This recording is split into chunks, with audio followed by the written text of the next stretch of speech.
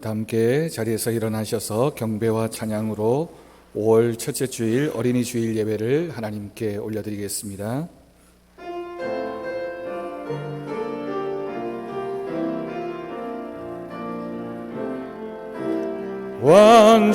완전하신 나의 주, 그의 길로 날 인도하소서. 행하신 모든 이 주님의 영광 다 경배합니다. 예배합니다. 찬양합니다. 주님만 날 다스리소서. 예배합니다. 찬양합니다. 주님 홀로 높임 받으소서. 그때의 사람들이 예수께서 안수하고 기도해 주심을 바라고 어린아이들을 데리고 오매 제 아들이 꾸짖거늘 예수께서 이르시되 어린아이들을 용납하고 내게 오는 것을 금하지 말라. 천국이 이런 사람의 것이니라. 아멘.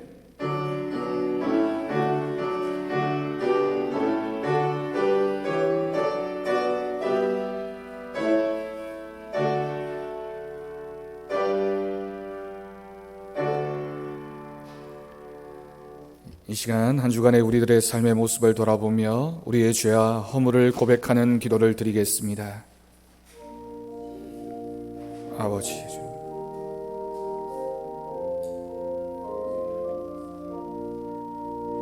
주님의 뜻을 용서하여 주옵소서. 주님,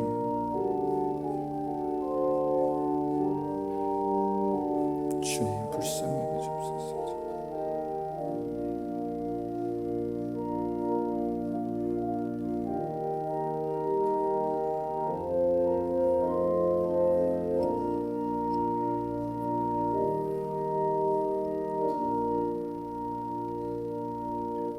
작은 자야 안심하라. 내 죄 사함을 받았느니라. 아멘. 사도신경으로 신앙 고백하시겠습니다. 나는 전능하신 아버지 하나님 천지의 창조주를 믿습니다. 나는 그의 유일하신 아들 우리 주 예수 그리스도를 믿습니다. 그는 성령으로 잉태되어 동정녀 마리아에게서 나시고 본디오 빌라도에게 고난을 받아 십자가에 못 박혀 죽으시고 장사된 지 사흘 만에 죽은 자 가운데서 다시 살아나셨으며 하늘에 오르시어 전능하신 아버지 하나님 우편에 앉아 계시다가 거기로부터 살아있는 자와 죽은 자를 심판하러 오십니다. 나는 성령을 믿으며 거룩한 공교회와 성도의 교제와 죄를 용서받는 것과 몸의 부활과 영생을 믿습니다. 아멘. 자리에 앉으시기 바랍니다. 찬송가 90장 함께 찬양하겠습니다.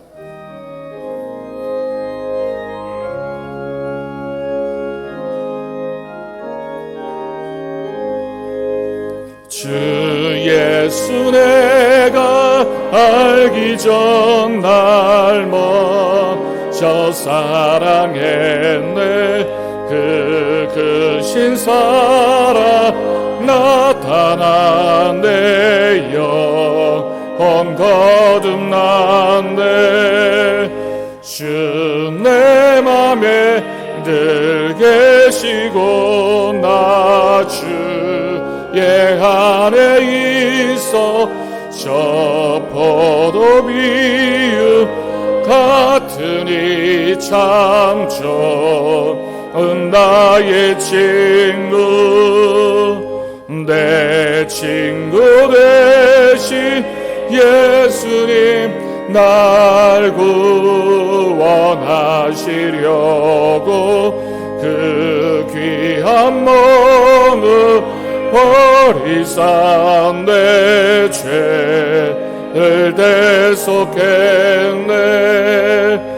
나 주님을 늘 믿으며 그 손을 의지하고 내 몸과 마음은 끝까지 충성하리. 내 진실한 친구여 그는 내려주사 날 항상 보호하시고 내 방패 되옵소서. 그 풍성한 참 사랑을 너희를 이끄는 속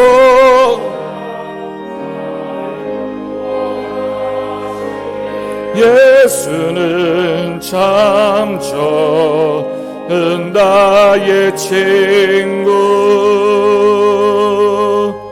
아멘. 성시교독 교동문 96번입니다.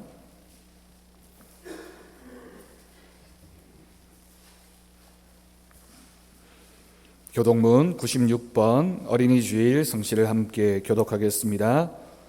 보라, 자식들은 여호와의 기업이요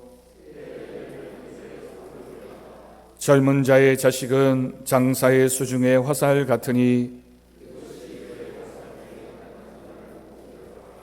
이르시되 진실로 너희에게 이르노니 너희가 돌이켜 어린아이들과 같이 되지 아니하면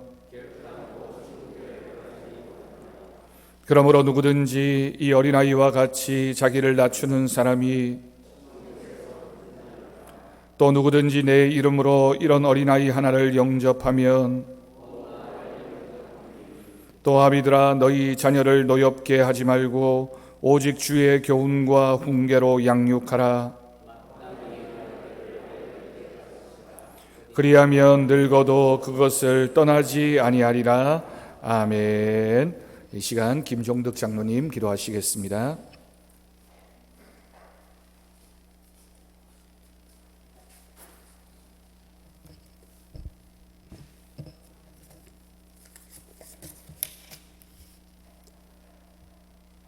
거룩하시고 자비로우신 하나님, 실록의 계절이요 가정의 달 5월을 맞이합니다. 그동안 코로나19로 인해 억눌렸던 우리들의 마음들이 지난 주간에는 모처럼 아름다운 산날을 바라보면서 하나님의 창조 솜씨에 감사도 하고 즐거운 마음도 가져보았습니다. 생활 속에 주신 수많은 감사를 생각하면서 이 시간 드려지는 이 예배가 하나님께 기쁨이요 우리 모두에게는 한없는 은혜를 간직하는 귀한 예배로 채워 주시옵소서. 하나님, 오늘은 특별히 어린이 주일입니다.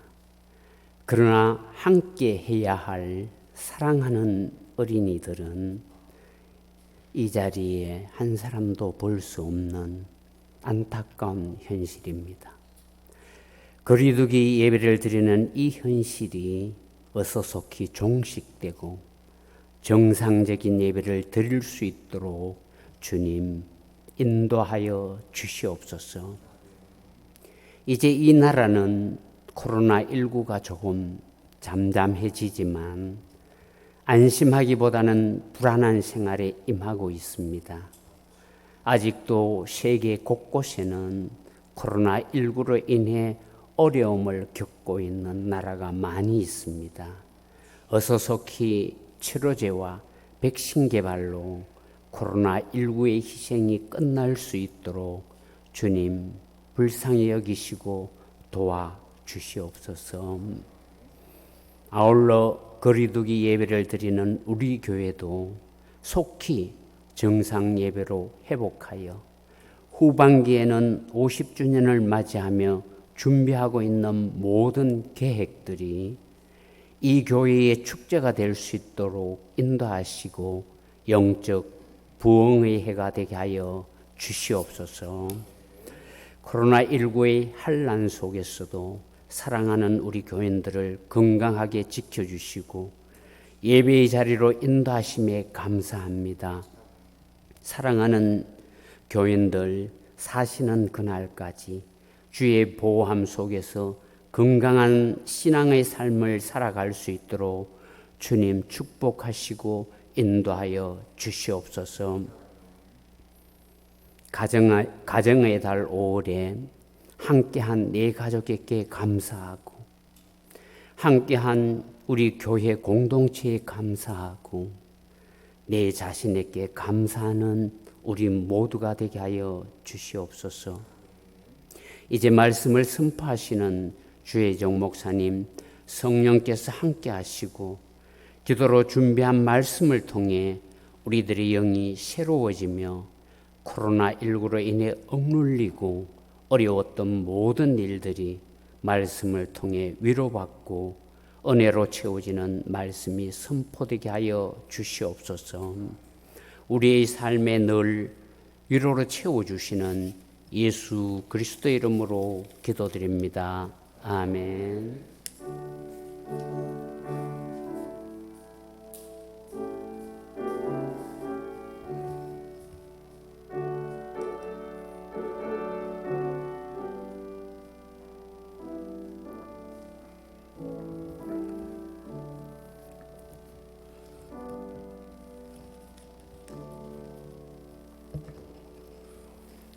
이 시간 우리에게 주신 하나님 말씀은 신약성경 마태복음 18장 1절에서 4절까지 말씀입니다.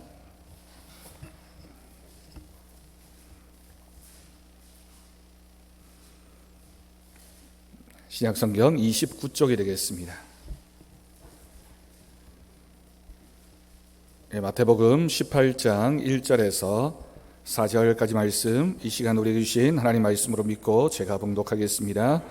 그때 제자들이 예수께 나와 이르되 천국에서는 누가 크니까? 예수께서 한 어린아이를 불러 그들 가운데 세우시고 이르시되 진실로 너희에게 이르노니 너희가 돌이켜 어린아이들과 같이 되지 아니하면 결단코 천국에 들어가지 못하리라. 그러므로 누구든지 이 어린아이와 같이 자기를 낮추는 사람이 천국에서 큰 자니라. 아멘. 네, 이 시간 우리 손재명 성도님 하나님 앞에 찬양 올려드리겠습니다.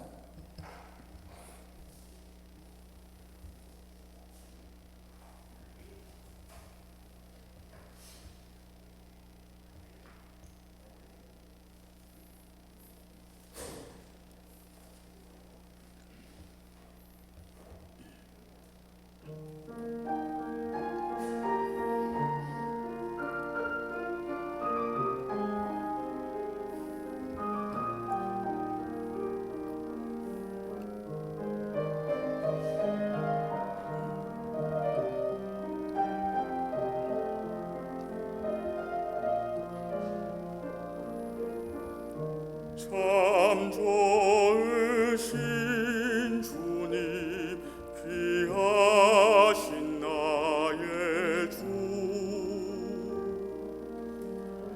늘 가까이 계시니 나 두려움 없네. 내 영이곤할 때, 내 맘 낙심될 때, 내 품에 안기라 주님 말씀하셨네.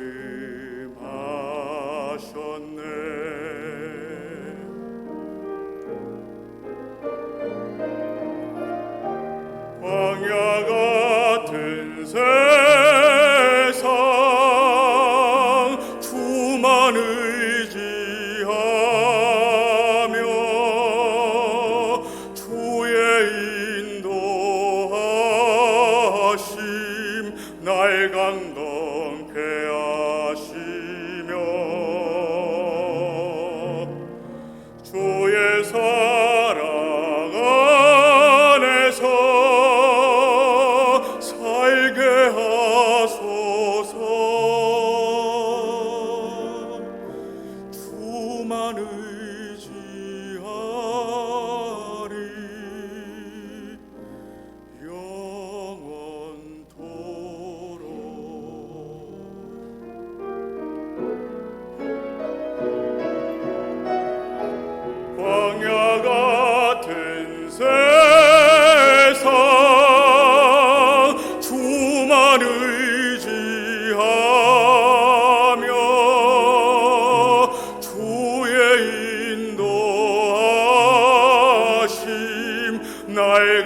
건강케 하시며 주의 사랑 안에서 살게 하소서. 주만 의지하리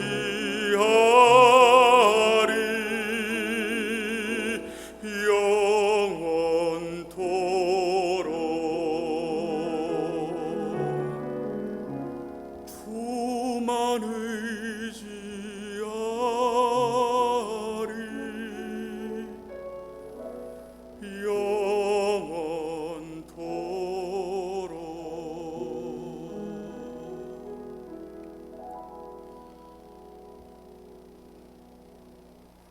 아멘.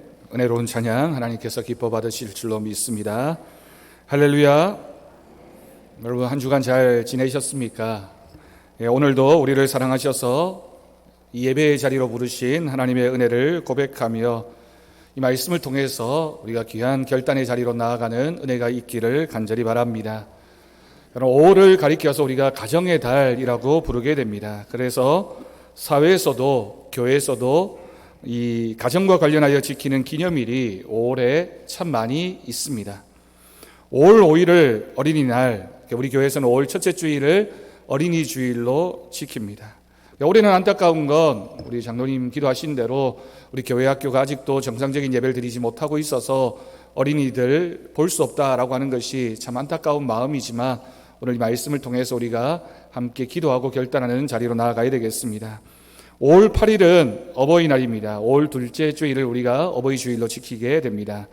5월 15일은 스승의 날이고요. 5월 18일은 성년의 날. 그래서 우리 교회에서도 5월 셋째 주일을 청년 주일로 지키게 됩니다.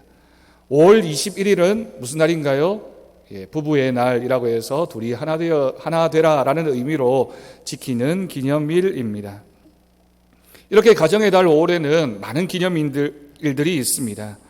그런데 가정의 달에 꼭 기억해야 하는 주제가 하나 있습니다. 여러분 아마 들어보셨을 겁니다. 가정 같은 교회, 교회 같은 가정이라고 하는 말씀입니다. 가정 같은 교회, 교회 같은 가정, 바꾸어 말해도 되고요. 어떤 뜻일까요? 가정과 교회는 같은 공동체라고 하는 의미입니다. 우리 성도들에게 있어서 가장 중요한 공동체를 꼽으라고 한다면 그것이 바로 가정이고 교회입니다. 하나님께서는 구약 시대에는 우리에게 가정을 허락해 주셨고요. 신약 시대에 와서는 우리에게 또한 교회를 허락해 주셨습니다. 그래서 믿음의 사람이라면 가정과 교회에 속해서 그 생명을 보호받고 또 서로 의지하면서 믿음으로 살아가게 되는 것입니다. 가장 중요한 공동체 가정과 교회라는 사실을 우리는 잊지 말아야 되겠습니다. 그러면서 교회는 가정과 같아야 된다라고 말하고 있습니다. 가정과 같다라고 하는 것은 교회가 서로 이해하고 존중하며 사랑하는 공동체가 되어야 한다라고 하는 뜻입니다. 예수 그리스도를 머리로 해서 우리 모두는 이 교회 안에서 한 지체가 되었고 형제가 되었고 자매가 되었다라고 하는 뜻을 가지고 있는 표현입니다. 가정은 교회와 같아야 합니다. 여러분 이 말의 뜻은 가정이 거룩하고 경건해야 된다라고 하는 뜻입니다. 가정에서부터 예배가 시작되고 가정이 신앙을 전수하는 공간이 되어야 하며 가정이 행복해지려면 교회와 같이 하나님을 예배하고 거룩성을 유지하는 그런 공동체가 되어질 때 그 가정이 바로 교회와 같은 가정입니다. 우리 교회에 속한 모든 성도들의 가정이 그리고 우리가 섬기고 있는 이 서부제일교회가 가정과 같은 교회, 교회와 같은 가정 되어지기를 주님의 이름으로 간절히 축원합니다. 여러분 오늘은 어린이 주일입니다. 우리의 가정과 교회에서 자라는 아이들은 우리 모두의 미래라고 할 수 있습니다. 사랑으로 양육해야 하는 책임이 우리에게 있다라고 하는 뜻입니다. 여기서 말하는 어린이는 여러분들 가정에 있는 우리들의 자녀이기도 하고요. 또 우리 교회가 영적으로 키워내고 있는 교회 학교의 아이들을 가리키는 표현이기도 합니다. 사랑으로 양육해야 하는 책임이 있다라고 하는 이 말이 참 우리에게 귀한 가르침을 줍니다. 오늘 말씀에서는 그 어린이가 누구이며 어떻게 대하고 어떻게 양육해야 하는지를 우리에게 가르쳐주고 있는 말씀입니다. 오늘 말씀을 보면 예수님을 따르던 제자들은 누가 더 잘났는지 서로 비교하고 키재기하고 있는 모습이 오늘 본문의 앞부분에 기록되어져 있습니다. 여러분, 어른들은 그런 것 같습니다. 서로 두 사람 이상만 만나기만 하면 비교하고 경쟁하고 누가 누구보다 더 낫고 내가 저 사람보다는 더 훌륭하지 않은가, 그런 마음들이 우리 모두의 마음입니다. 또한 제자들은 예수님이 왕이 되시면 누가 더 높은 자리를 차지하게 될까, 내가 그 자리에 앉아야지, 그런 이기적인 마음으로 이 대화가 시작되어지고 있습니다. 근데 그때 예수님이 오늘 말씀을 제자들에게 주셨습니다. 오늘 본문 2절과 3절 말씀을 다시 한번 보면 예수님께서 한 어린아이를 불러서 그들 가운데 세우시고 말씀하셨습니다. 진실로 너희에게 이르노니 너희가 돌이켜 어린아이들과 같이 되지 아니하면 결단코 천국에 들어가지 못할 것이다. 여러분, 이 말씀은 어른들이 어린이들에게, 어린아이에게 배워야 된다라고 하는 말씀입니다. 어린이 같아야 천국에 갈 수 있다라는 말씀인데, 그렇다면 여러분, 우리가 어린이가 어떤 사람이길래 우리가 어린아이에게 무엇을 배워야 할까요? 먼저 어른된 우리가 배워야 할 것은 어린아이들의 순수성입니다. 어린아이들은 다른 사람의 말을 의심하지 않고 그대로 받아들입니다. 어른들은 자기 자신이 기준이 될 때가 참 많이 있습니다. 예수님의 말씀을 듣고 하나님 말씀을 들어도 내 경험과 내 지식이 앞서고 평가하고 어떤 것은 받아들이고 어떤 것은 배제해버리는 것이 우리가 가진 믿음의 모습입니다. 예수님 말씀 앞에서 흰 백지처럼 어떤 말씀이든지 받아들이는 그 마음, 그 순수한 마음을 예수님께서 칭찬하셨고, 그 마음이 있어야지만 믿음에 이르게 됨을 우리에게 가르쳐 주셨습니다. 어른들은 그렇지 않을 때가 참 많습니다. 그럼 믿음에 있어서만큼은 내 경험이나 내 생각이 앞서게 되면, 하나님의 말씀을 듣는 이 자리에서도 내 생각이 앞서게 되면 하나님의 말씀 앞에 우리는 순수하지 못한 사람들입니다. 또한 어린아이들은 귀중한 존재입니다. 여러분, 성경이 기록될 당시에는 여자와 어린이는 사람을 셀 때 그 인원에 포함되지 않았다고 합니다. 어린이를 바라보는 시각이 지금과는 달리 아주 부족했다라고 하는 뜻입니다. 미숙하고 어리고 아무것도 아닌 존재라고 생각하는 그 마음들이 강했습니다. 그러나 예수님은 어린이를 무엇이라고 말씀하셨습니까? 여러분, 성경을 읽다 보면 특히 복음서에 예수님께서 어린이를 비유적으로 또는 직접적으로 말씀하신 구절들이 참 많이 있습니다. 오늘 본문에 바로 뒷 말씀인 마태복음 18장 5절 말씀을 보면 누구든지 내 이름으로 이런 어린아이 하나를 영접하면 곧 나를 영접하는 것이다 라고 말씀하셨습니다. 그리고 6절 말씀에서 누구든지 나를 믿는 이 작은 자 중 하나를 실족하게 하면 차라리 연자 맷돌이 그 목에 달려서 깊은 바다에 빠뜨려지는 것이 낫다라고도 말씀하셨습니다. 어린아이가 그만큼 귀한 존재이고 그 어린아이를 어떻게 대하느냐라고 하는 것이 중요하다라고 하는 말씀입니다. 왜 어린이가 소중합니까? 그것을 가르쳐 주시는 말씀도 예수님께서 하셨습니다. 마태복음 11장 25절과 26절 말씀 보면 예수님께서 대답하여 이르시되 천지의 주제이신 아버지여 이것을 지혜롭고 슬기 있는 자들에게는 숨기시고 어린아이들에게는 나타내심을 감사하나이다. 옳소이다. 이렇게 된 것이 아버지의 뜻입니다 라고 말씀하셨습니다. 어린이들처럼 순수한 영혼들에게 하나님은 그 뜻을 나타내신다라고 말씀하셨던 것입니다. 또한 어린아이들의 섬김과 헌신을 예수님께서는 주목하셨습니다.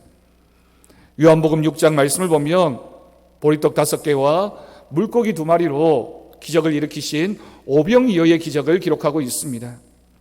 그 많은 사람들 가운데 도시락을 드린 사람은 어린 소년뿐이었습니다. 이 어린 소년은 예수님께서 먹을 것이 어디에 있느냐 찾아보라 라고 말씀하시는 그 음성을 듣고 자신이 먹을 도시락을 선뜻 내어 예수님께 드렸습니다. 여러분 생각해 보면 5천 명이나 되는 사람들이 모였는데 그 중에 도시락을 준비해 온 사람이 이 어린아이 한 명뿐이었겠습니까? 그런데 이 소녀는 자신도 배가 고플 때인데 그렇게 예수님께 드렸습니다. 순수한 마음으로 내 것을 주님께 드려야지 그 마음을 주님께서 사용하셔서 5천 명이나 되는 사람을 먹이셨던 것입니다. 그러기에 예수님은 마가복음 10장 15절 말씀에서 내가 진실로 너희에게 이르노니 누구든지 하나님의 나라를 어린아이와 같이 받들지 않는 자는 결단코 그것에 들어가지 못할 것이다 라고 말씀하셨던 겁니다. 어린아이처럼 순수한 마음으로 말씀을 듣고 그 말씀에 순종하고 섬기며 헌신할 때에 하나님은 바친 것에 수천 배의 역사를 일으키셨습니다. 우리가 어린아이의 믿음에 주목해야 하는 것, 어린아이를 어떻게 바라보아야 하는 것이 이 말씀들 가운데 다 담겨져 있는 겁니다.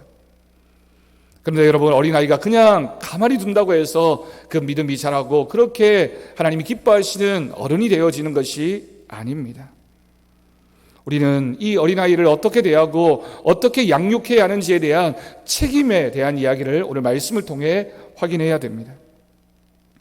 어느 날 한 어린이의 부모가 예수님께 자기의 자녀를 데리고 왔습니다. 이 부모의 마음에는 예수님께서 이 아이를 축복해 주셨으면 하는 마음이 있었습니다. 그런데 제자들이 이 부모를 맞게 됩니다. 그러자 예수님은 제자들을 꾸짖으시고 안고 축복해 주셨습니다. 오늘 어린이 주일에 말씀을 준비하면서 우리 부모들이 이 축복해 주시고 있는 예수님의 모습을 바라보면서 우리도 우리 자녀들에게 또한 우리 교회에서 자라나는 아이들에게 어떤 신앙교육과 어떤 모범이 되는 모습을 보여야 하는지 이 말씀 가운데 담겨져 있는 그 가르침에 귀를 기울이고 우리도 그런 부모가 되어야 되겠다, 그런 믿음의 결단을 우리가 가질 수 있기를 바랍니다. 여러분, 우리가 먼저 기억해야 할 것은 장애물이 되지 말아야 합니다. 여러분, 이 말의 뜻은 부모가 하나님과 이 자녀와의 사이에서 장애물이 될 때가 있다라고 하는 겁니다. 어쩌면 우리는 예수님의 제자들처럼 아이들이 예수님께 오는 것을 막는 역할을 할 수도 있습니다. 어떤 때 그렇습니까? 부모가 신앙생활에 본이 되지 않으면 아이들이 교회에 나오는 것, 여러분, 더 이상 그것을 기뻐하지 않는다라고 하는 뜻입니다. 이 말씀을 듣고 있는 우리 모두는 이 말씀 앞에서 우리를 돌아보아야 합니다.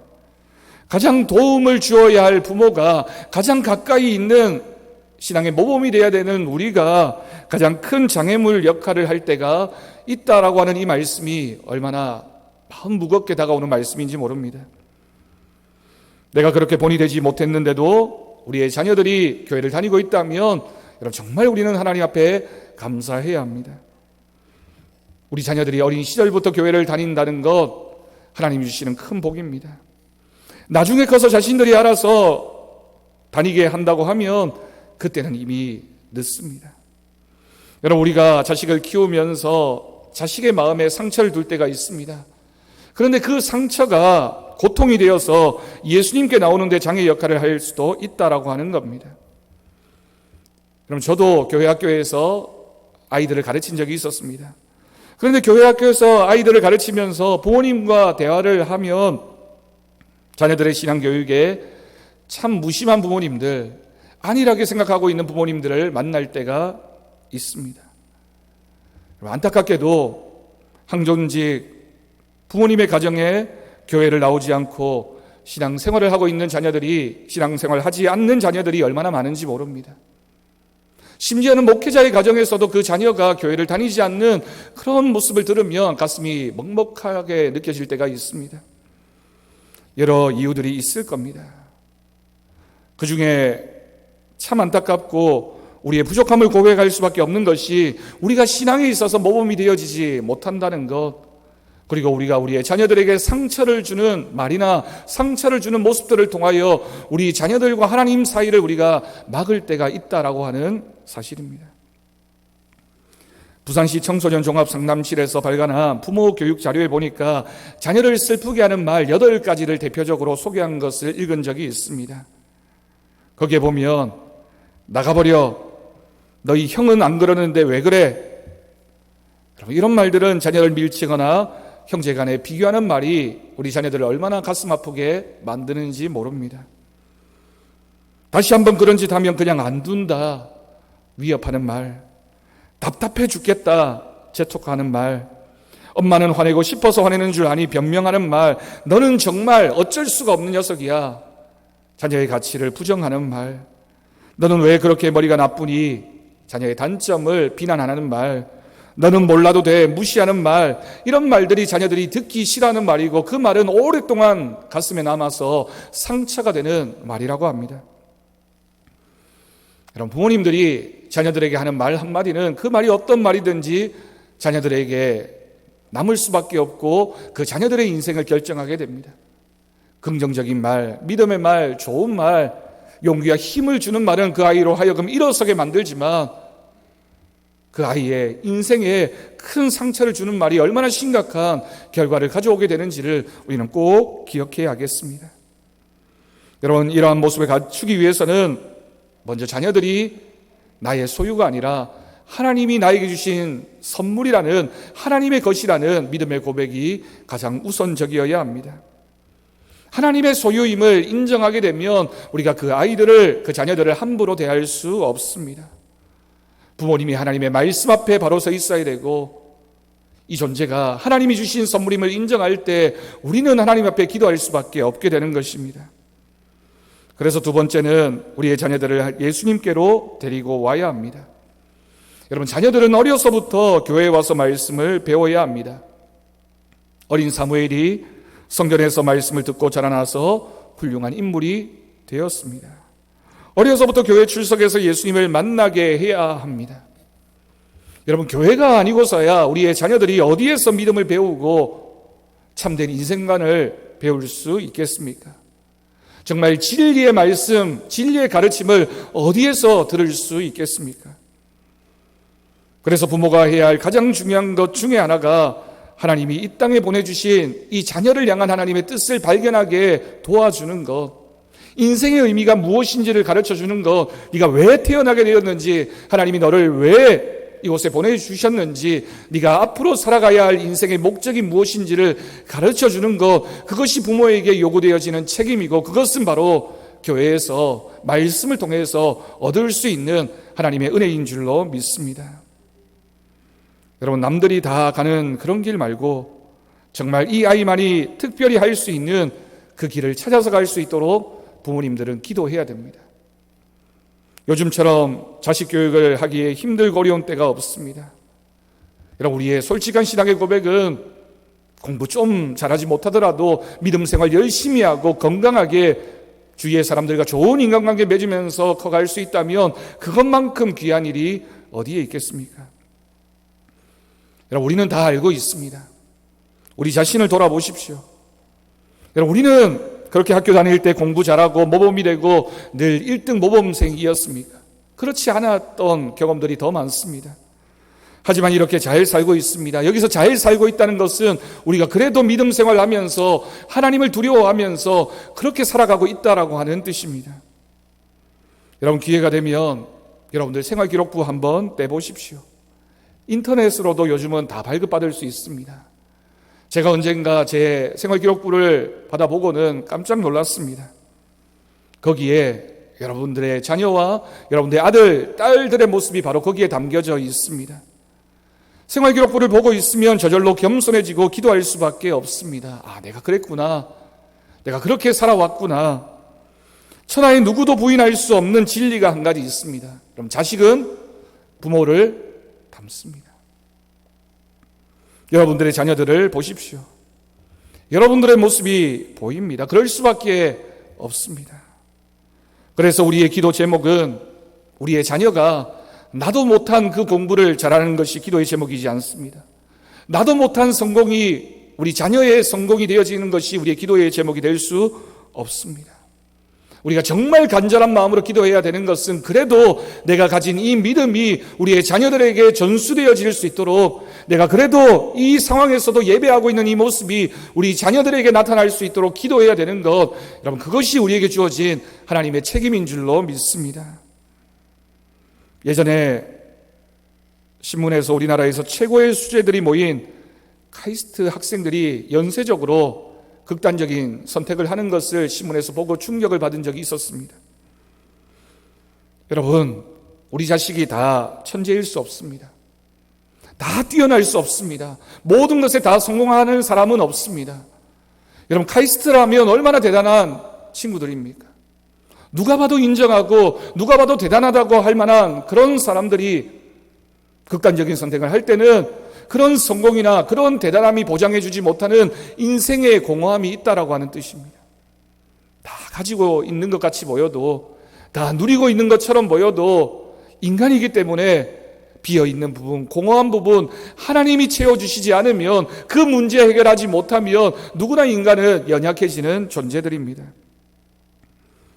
여러분, 남들보다 더 잘하는 것 한 가지만 있으면 그것 가지고 살면 됩니다. 지금 여러분, 우리가 살았을 때의 세상과 우리 자녀들이 살아가는 세상은 참 다릅니다. 그래도 우리 부모님 세대는 조금 노력하면 얼마든지 직장을 찾을 수 있는 그런 시대였다면, 오늘 우리 젊은 청년들이 직장 찾는 게 얼마나 힘들고 어려운 시절인지 모릅니다. 공부 잘한다고 해도 자신들의 인생이 다 확보되어지는 그런 세상을 살고 있지도 않습니다. 예전에 읽은 책 중에 서울대학교의 김난도 교수가 쓴 아프니까 청춘이다 라는 책을 읽고 그 책의 내용 가운데 참 감명 깊었던 한 부분이 있었습니다. 우리 청년들도 한번 기회가 되면 읽어보십시오. 그 책에서 이 교수님이 인생을 두 가지 종류로 이렇게 구분을 했습니다. 특히 젊은이들 가운데는 화살 같은 인생이 있고 조각배 같은 인생이 있다라고 써 있었습니다. 화살 같은 인생은 김연아 선수 같은, 박지성 선수 같은 어려서부터 자기의 인생의 목적을 정확히 찾아가서 성공하고 성취해내는 그런 인생도 있다는 거죠. 네, 여러분, 그 숫자가 많지 않습니다. 대부분의 경우에는 그렇게 살지 못합니다. 대부분의 사람들은 조각배 같은 인생을 살게 됩니다. 조각배 인생은 계획하고 노력했지만 때로는 도달할 수 없는 것을 수없이 많이 느끼게 됩니다. 부딪히게 됩니다. 자신의 뜻대로 되지 않는 때가 얼마나 많은지 모릅니다. 때로는 자신의 노력은 가득했지만 사회적인 환경이나 가정 형편이 따라주지 못해서 힘들고 아픈 장애물도 만나게 됩니다. 그런데 그럴 때는 조각배처럼 그때그때 닿는 대로 살다 보면, 열심히 성실하게 주님 뜻대로 가다 보면 결국에는 목적지에 다다르게 된다라고 하는 겁니다. 화살 같은 인생도 조각배 같은 인생도 목적지에 다다라서 보면 그 모든 길이 하나님의 인도하심이었는 줄 깨닫게 되는 그때가 찾아오게 된다라고 하는 것이죠. 시험 공부에, 고시 공부에 인생을 다 망치지 말고 일정 기간 하고 안 되면 다른 길을 찾아서 살라고 그 책에 그렇게 기록하고 있었습니다. 여러분, 우리가 그것 다 이루지 못했다고 해서 우리의 인생이 망쳐지거나 또는 절망하거나 그것 때문에 극단적인 선택하는 것, 하나님 앞에서만큼은 그것은 정말 좋은 인생의 모습일 수 없다라고 하는 것입니다. 그래서 일단 하나님이 이끌어 가시는 그 구원의 열차, 믿음의 열차를 올라타고 나면 조각배 같은 인생이라도 결국에는 하나님이 기뻐하신 목적지에 다다르게 되고, 그때가 되면 하나님의 섭리를 깨닫게 되는 그 시간이 오게 될 거니까 지금 당장 조바심 내지 말고 걱정하지 말고 염려하지 말고 하나님 앞에 맡기고 살아가라고 그렇게 기록하고 있었습니다. 여러분, 정말 그렇습니다.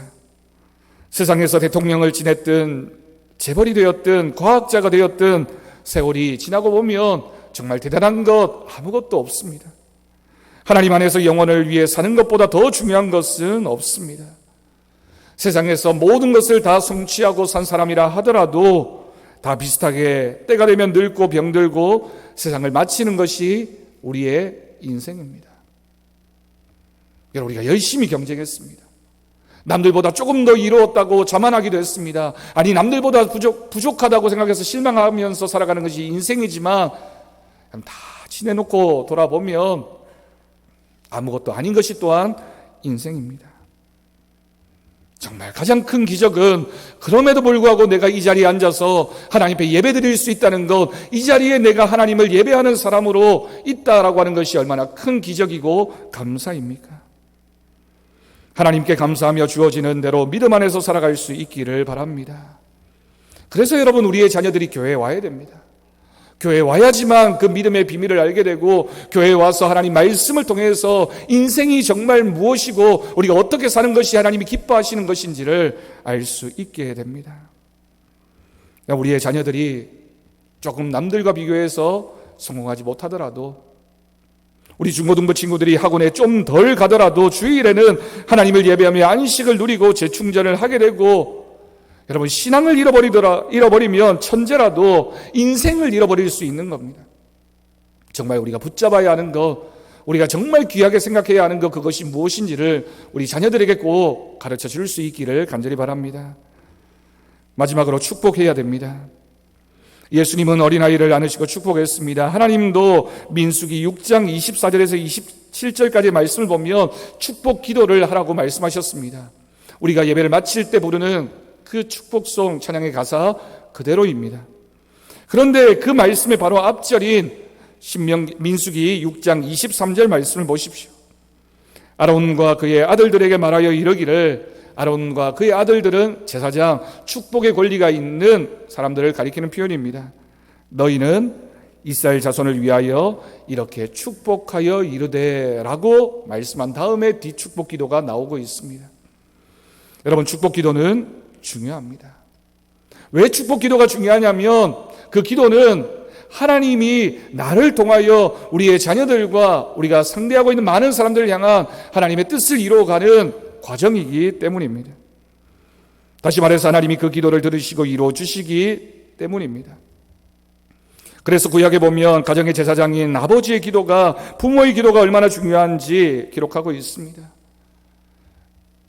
부모님들은 자녀들을 위하여 기도할 때 하나님께서 내 기도를 들으시고 응답해 주신다라는 믿음을 가지고 자녀들을 위하여 기도해야 됩니다. 이삭이 나이가 많아서 죽기 전에 자신의 두 아들을 불러놓고 별미를 차려오라고 한 다음에 축복의 기도를 했습니다. 야곱이 그 모습을 보고 자신의 말년에 그 많은 아이들을 자신의 앞에다가 데려다 놓고 하나하나씩 그 이름을 불러가면서 축복하며 기도했습니다. 여러분, 엘리 제사장을 다 알고 계십니다.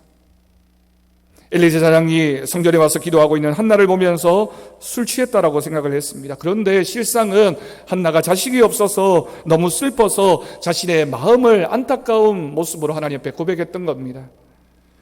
엘리 제사장의 마음이 아팠습니다. 엘리 제사장이 한나를 위로했습니다. 그래서 한나를 향해서 평안히 가라, 하나님이 네가 기도하여 구한 것을 허락하시기를 원하노라, 축복의 기도를 했습니다.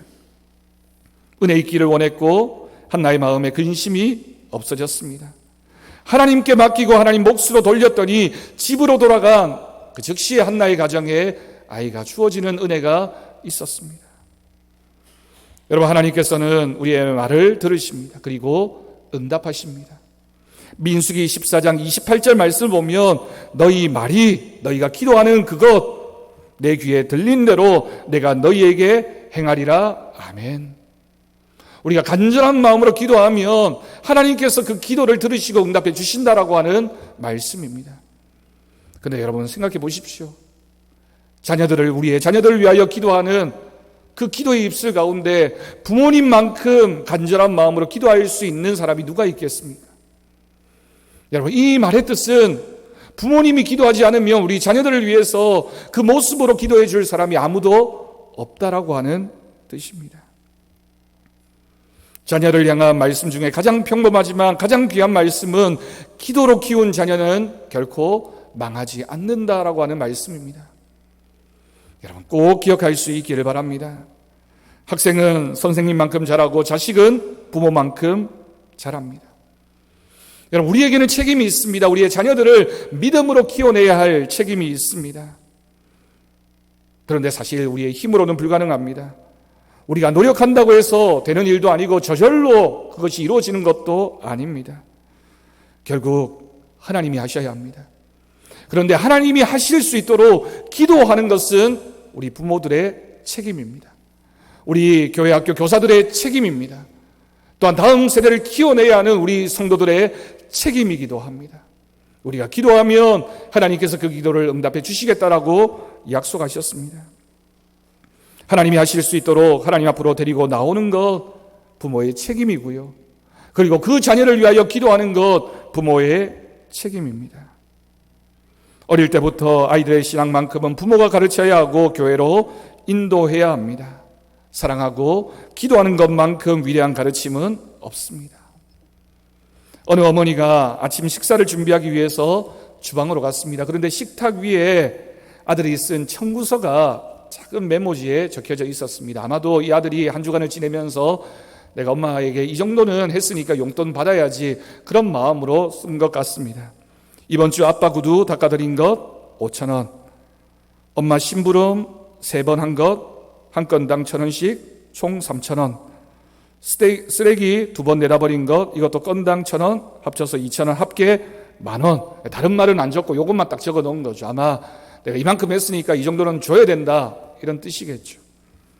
엄마가 그 쪽지를 읽고 빙긋 웃으면서 그 밑에 답장을 썼습니다. 그리고 10,000원짜리 한 장과 함께 그 쪽지를 그 옆에 두었습니다. 그 내용이 이렇습니다. 너를 10달 동안 내 뱃속에 넣고 다닌 것, 너를 그동안 먹이고 입히고 키우는데 들어간 돈, 네가 아플 때 밤새 울며 기도하며 눈물 흘리며 간호한 것, 이 외에도 너에 대한 나의 진정한 사랑까지 전부 따옴표 2개 하고 공짜, 이렇게 써놨습니다. 여러분, 기도와 사랑은 공짜입니다.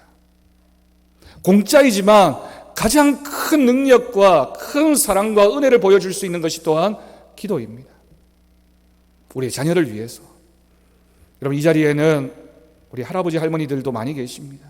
우리 사랑하는 손주들을 위해서, 우리 교회 학교에서 자라나는 아이들을 위해서 기도하고 사랑하는 것 공짜이지만 하나님의 가장 큰 능력이 나타나는 힘이 되어질 줄로 믿습니다. 올 한 달 우리의 가정을 위해서, 우리의 자녀들과 우리 교회에서 자라는 아이들을 위해서 기도하는 마음으로 우리가 함께 할 수 있기를 간절히 바랍니다. 하나님께서 우리 가정을 지켜주시고 우리의 자녀들을 복되게 하셔서 하나님의 은혜가 넘치는 귀한 가정, 하나님의 복이 임하는 귀한 자녀들의 삶이 되어질 것을 믿습니다. 말씀을 마치면서 오늘은 우리 최수정 하이라 부부가 쓴 자녀를 위한 기도로 마침 기도를 대신하려고 합니다. 여러분들도 함께 보시면서 들으시면서 이 기도에 함께 기도하는 마음으로 기도하시고 마지막 예수님의 이름으로 기도합니다는 같이 하도록 하겠습니다. 함께 우리 기도문을 보도록 하겠습니다.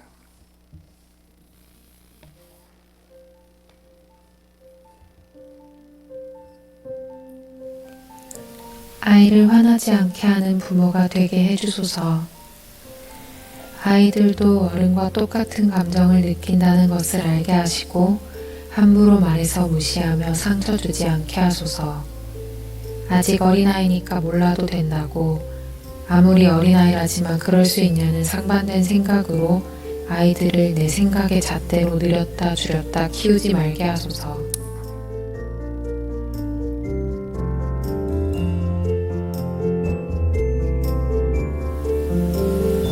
칭찬받는 부모가 되게 해주소서. 돈을 많이 버는 부모, 높은 지위의 부모여서가 아니라 한 사람의 어른으로서 존경받는 모습이 되게 해주소서. 가족에게 사랑을 베풀듯 이웃에게도 사랑을 베풀 줄 아는 어른이 되게 해주소서.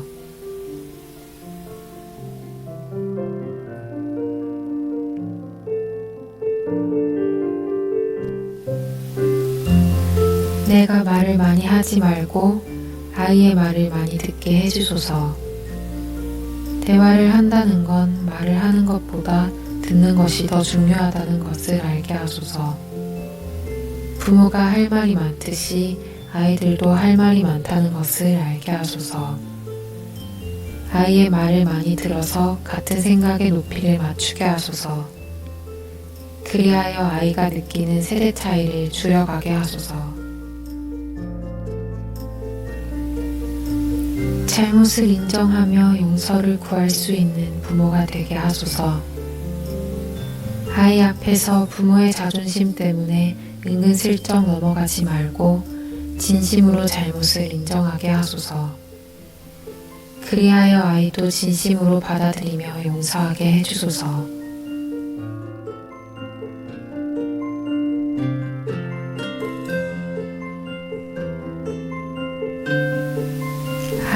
앞에서 눈물을 보일 수 있는 부모가 되게 해주소서.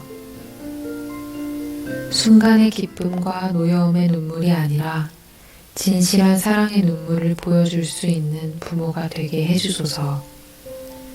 그리하여 아이가 얼마나 사랑받으며 자라고 있는지를 알게 해주소서.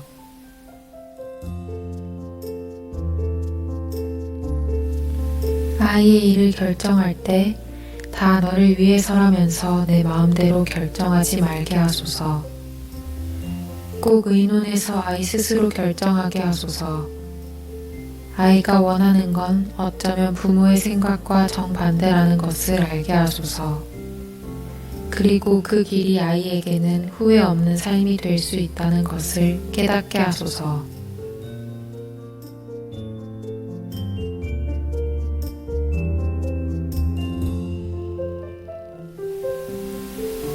지나치게 자식 자랑 많이 하지 않게 해주소서.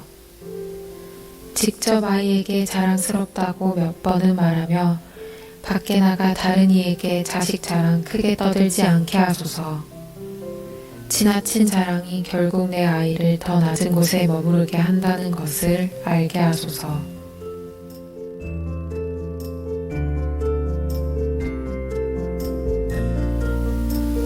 잘한 것만 칭찬하지 말고 실패에도 칭찬할 수 있는 부모가 되게 해주소서. 실패한 것에도 더 큰 교훈을 얻고 더 큰 성공을 얻을 수 있다는 것을 알려주며 실수도 칭찬하게 하소서. 실패에서 얻은 하나가 나중에 성공해서 열을 얻을 수 있는 시작임을 알게 하소서.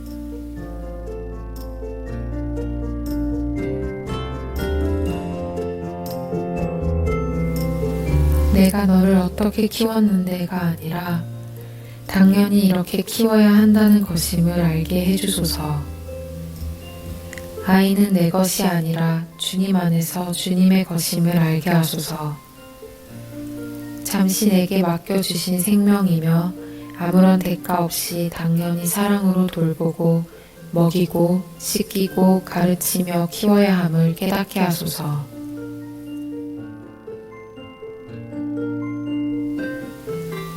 만약 아이에게 매를 들게 된다면 먼저 주님께 기도드린 후 행하게 해주소서. 그리고 잠들기 전 아이의 손을 꼭 잡고 함께 기도드린 후 잠들게 하소서. 우리 주 예수님 이름으로 기도드립니다. 아멘. 우리 찬송가 563장 부르면서 봉헌하도록 하겠습니다.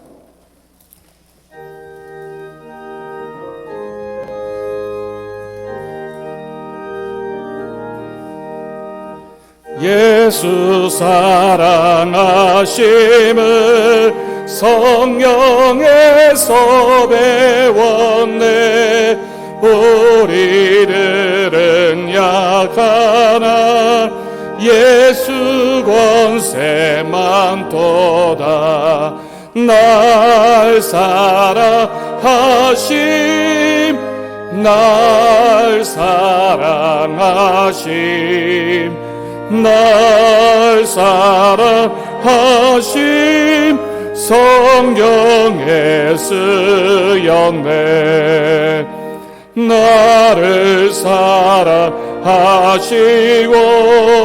나의 죄 씻어 하늘 문을 여시고 들어가게 하시네. 날 사랑하심 날 사랑하심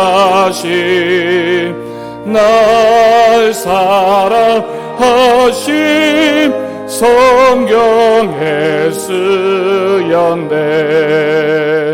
내가 연약할수록 더욱 귀 여기사 높은 보좌 위에서 낮은 나를 보시되 날 사랑하심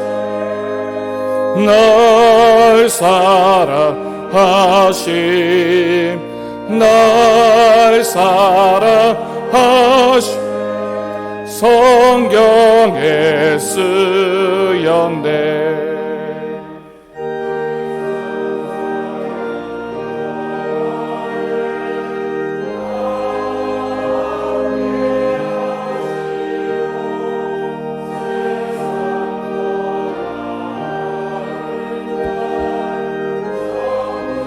가게 하소서 날 사랑하심 날 사랑하심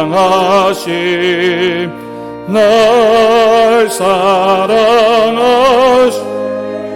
성경에 쓰였네.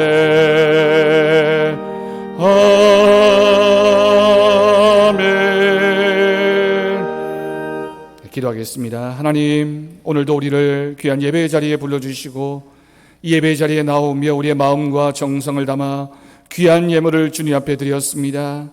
심일조 예물과 감사헌금과 비전헌금과 여러 가지 제목의 헌금을 드린 귀한 손길들을 주님께서 기억하여 주옵시고 이 예물을 통하여 하나님의 은혜가 나타나게 하여 주옵소서. 예물을 드린 손길 위에 하나님 그 기도하는 기도의 제목과 하는 일과 가정 위에 하나님의 은혜가 넘쳐나기를 간절히 원하옵나이다.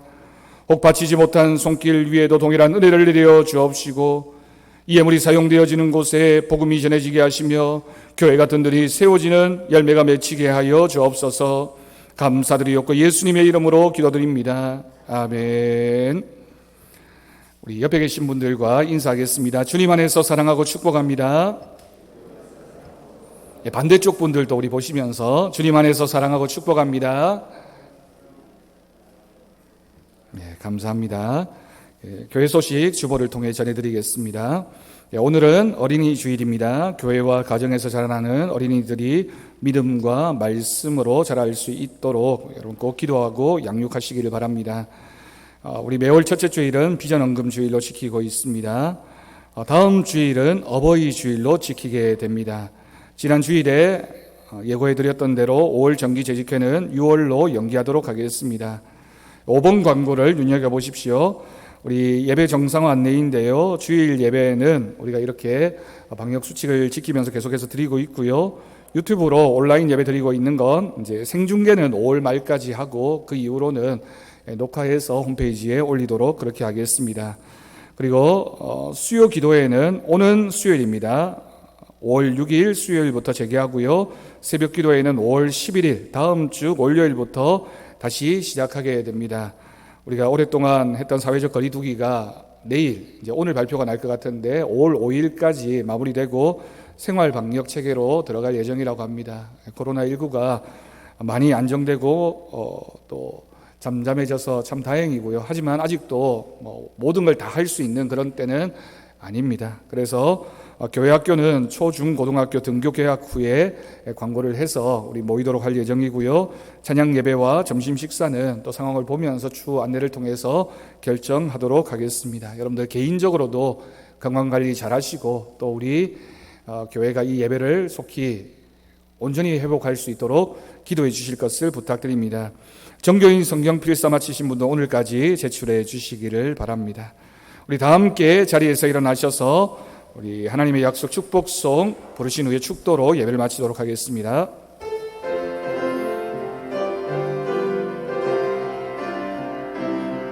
여호와는 너에게 복을 주시기를 원하며 너를 지키시기를 원하시며 여호와는 그 얼굴을 너를 향하여 드사 은혜와 평강 주시기 원하노라. 아멘. 여호와는 너에게 복을 주시기를 원하며 너를 지키시기를 원하시며 여호와는 그 얼굴을 너를 향하여 드사 은혜와 평강 주시기 원하노라. 아멘. 너를 보배롭고 존귀하게 여기시는 한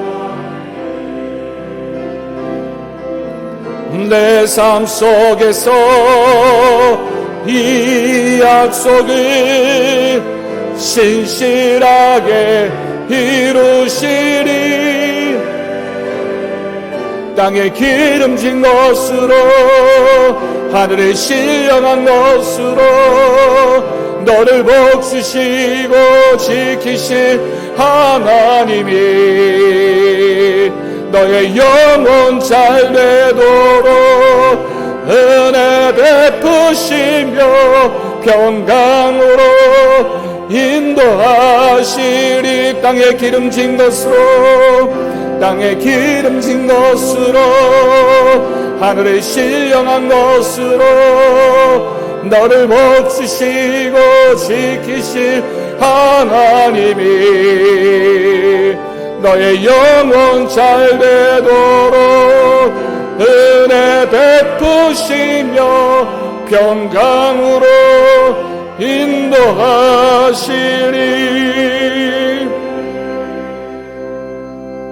우리 주 예수 그리스도의 은혜와 하나님 아버지의 극진하신 사랑하심과 성령님의 돌보시고 교통하심이 오늘 말씀 기억하며 믿음으로 우리 사랑하는 자녀들, 우리 어린아이들을 키워가기로 결단하는 우리 사랑하는 성도들 위해, 사랑하는 성도들의 가정과 그 자녀들 위해, 사랑하는 서부제일교회 위해, 이 나라 이 민족 열방 가운데 이제부터 영원까지 함께 하시기를 간절히 축원하옵나이다. 아멘.